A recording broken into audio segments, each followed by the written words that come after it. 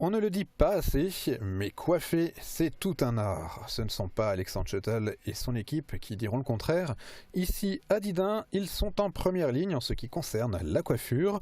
Ce sont donc les mieux placés pour nous parler des tendances actuelles. On fait beaucoup d'éclaircissements, des gris, on fait plusieurs sortes de balayage, donc on fait des couleurs assez naturelles, on peut partir sur des choses plus blanches. Après, en ce moment, on fait beaucoup de couleurs aussi un peu plus flashy.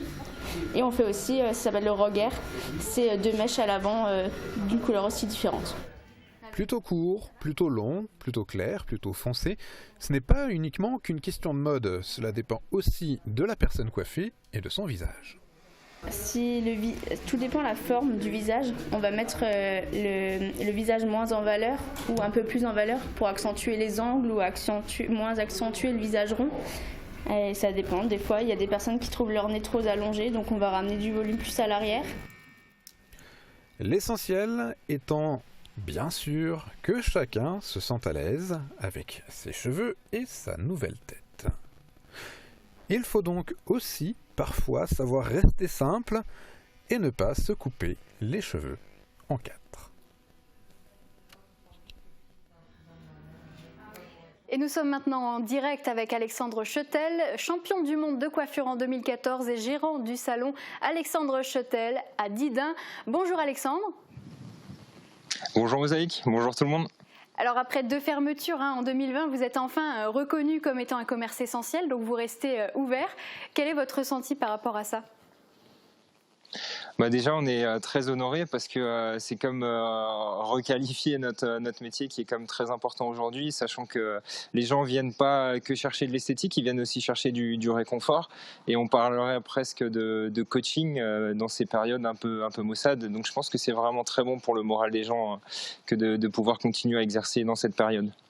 Pour le moral des gens, mais aussi pour le vôtre, comment se porte le salon ? Est-ce que vous avez beaucoup de clients, surtout depuis ces histoires de confinement ? Alors après, ça demande énormément d'adaptation. Pour l'instant, on n'a pas à se plaindre. Après, voilà, il faut être flexible aussi sur les horaires. Donc, on commence à 7h du matin également pour s'occuper des gens qui ont grande crainte par rapport à la Covid. Et après, on finit un peu plus tôt aussi pour s'adapter aux horaires un peu restreintes. Mais c'est vrai que ça demande beaucoup d'adaptation. Mais aujourd'hui, la demande est là quand même pour le coiffeur. Et je l'ai dit juste avant, mais vous êtes un adepte des concours de manière générale. Comment ça se passe de ce côté-là ? Est-ce qu'il y en a encore ? Et est-ce que vous faites actuellement plus de la préparation ? Alors aujourd'hui, il est vrai que je travaille en salon de coiffure sur la plupart de mon temps, mais j'ai aussi été entraîneur et formateur.